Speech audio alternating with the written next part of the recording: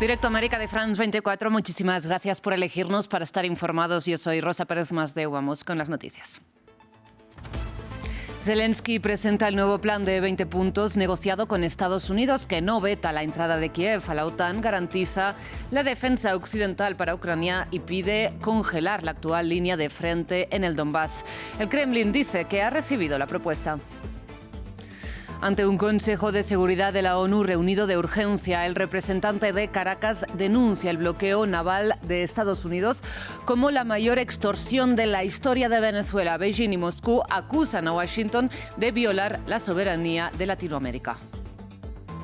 En Belén, en Cisjordania ocupada, vuelve el tradicional desfile navideño después de 2 años de suspensión en solidaridad con los palestinos de la Franja de Gaza. Nuestra corresponsal está en la ciudad palestina donde nació Jesús, según la tradición cristiana.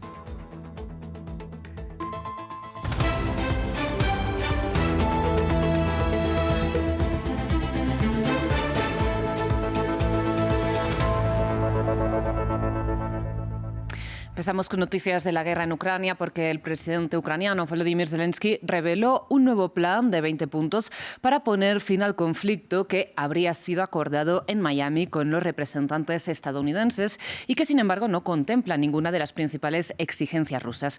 Nuestra periodista en Kiev, Emanuel Chas, nos amplía. En este proyecto de acuerdo marco de paz que Volodymyr Zelensky saludó como un progreso significativo, el presidente ucraniano abrió la vía a la creación de una zona desmilitarizada, pero bajo la condición de que la línea de frente se congelará en las posiciones actuales. Este texto precisó asimismo las garantías de seguridad de las que se beneficiaría Ucrania si se firmara. En caso de una nueva agresión rusa, Moscú sufriría nuevas sanciones económicas y los aliados de Kiev intervendrían militarmente según un mecanismo de defensa similar al artículo 5 de la OTAN. Esto con la condición de que Ucrania no fuera la primera en abrir fuego. Otra garantía de seguridad incluía un calendario claro para la adhesión de Ucrania a la Unión Europea y también la posibilidad de crear una zona económica especial. Este texto resultó más aceptable para los ucranianos y podría ser presentado de inmediato a Moscú por Estados Unidos.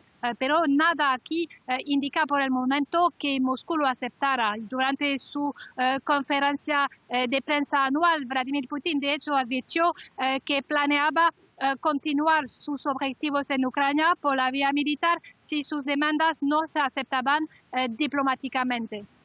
Bien, ahora para analizar este plan contamos con Federico Baukage. Él es especialista en seguridad internacional y profesor de Relaciones Internacionales en la Universidad Católica Argentina, secretario de redacción en el Instituto de Seguridad Internacional y Asuntos Estratégicos del Consejo Argentino para las Relaciones Internacionales. Federico, muchas gracias por aceptar la invitación de France 24 una vez más. De entrada le planteo si ve plausible que los estadounidenses hayan acordado este plan, porque sería un cambio, ¿no?, de enfoque respecto al plan que conocimos hace unas semanas. ¿Qué tal? Buenos días, gracias por la invitación. Mire, este plan, vamos a decirlo con todas las palabras, lo podemos llamar un non-starter nuevamente. ¿Sí? Como mencionaban hace un rato, no contempla concesiones en los principales puntos que Moscú considera como líneas rojas, especialmente la entrada de Ucrania, mejor dicho, el compromiso de la no entrada de Ucrania a la OTAN. ¿Sí? Zelensky dijo al día de ayer, creo que habían descartado reformar su constitución que precisamente incluye una previsión de que un mandato constitucional de buscar la entrada en la OTAN. Se presta atención, esta negociación fue principalmente entre los ucranianos y los americanos. Los americanos están tratando de jugar a mediadores y obligar a Ucrania a aceptar algún tipo de tratado de paz para ir desactivando el conflicto, que es algo que a Washington le interesa. Pero podemos garantizar en el momento que esto llegue a Moscú, Moscú no va a decir que no inmediatamente, muy bruscamente, pues no quieren alinear a Donald Trump, pero también han dejado en claro que no les interesa avanzar sobre estas propuestas. ¿Y usted cree que los estadounidenses no lo ven, esto, que Rusia no va a aceptar este plan? La administración americana está un poco dividida al respecto. Hay varios, vamos a decir, sectores dentro de la administración americana. Algunos creen que Estados Unidos debería redoblar su esfuerzo y continuar ayudando a Ucrania. Y voy a especular aquí un poco, pero es posible que algunos sectores estén interesados precisamente en que esto avance para que fracase, ¿sí? Y poder ligarle la responsabilidad de su fracaso a Rusia. Es decir, nosotros vinimos con un buen plan, pero ellos no quisieron aceptarlo y por tanto es responsabilidad de ellos. Hay otros sectores por ahí un poco más realistas, centrados alrededor de Steve Witkoff, el enviado especial de Donald Trump a los conflictos más delicados, y su yerno Jared Kushner, pero ellos no son diplomáticos de carrera, ¿sí? Y se les escapan algunas de las cosas más finas, si se quiere. Sí. Fíjese, por ejemplo, algo similar sucede con su diplomacia alrededor de Israel. Sí.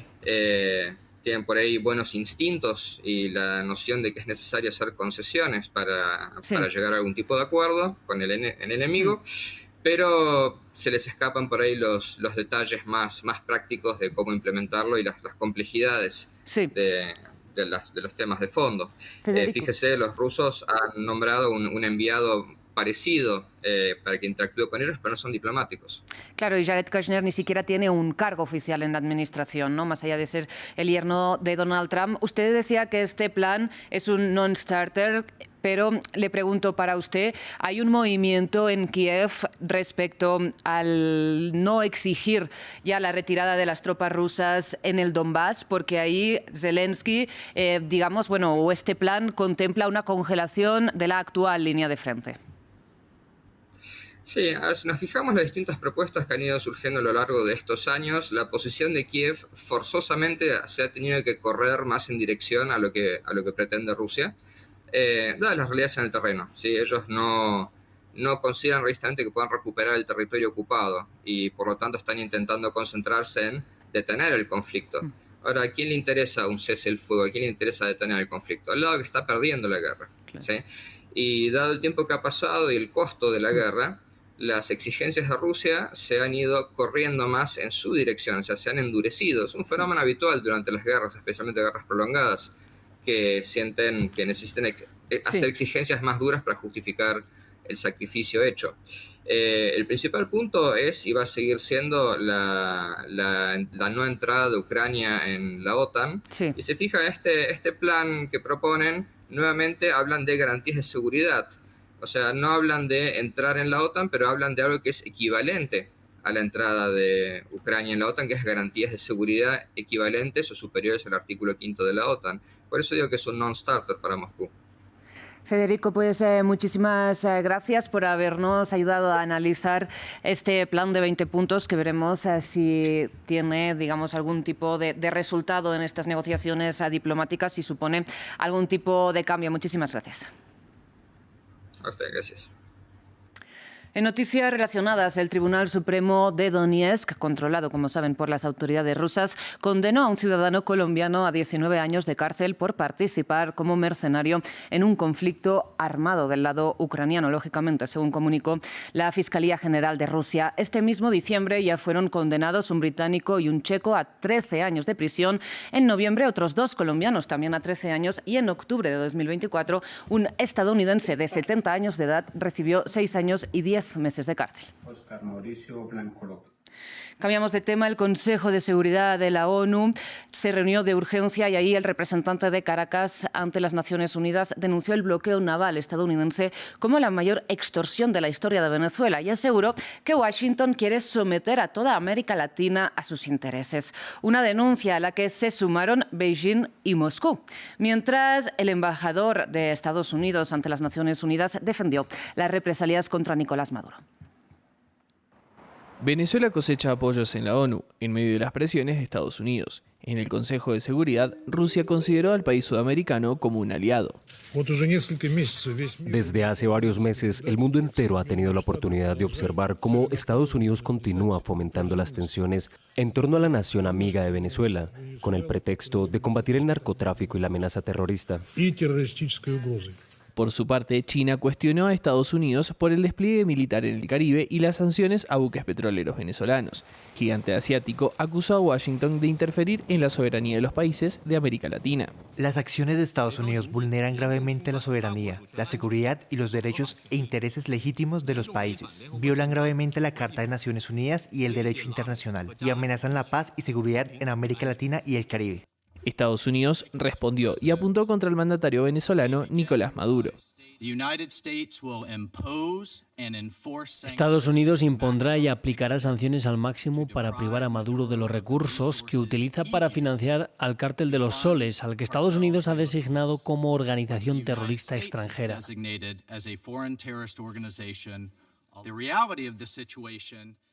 La realidad es que los petroleros sancionados son el principal sustento económico de Maduro y su régimen ilegítimo.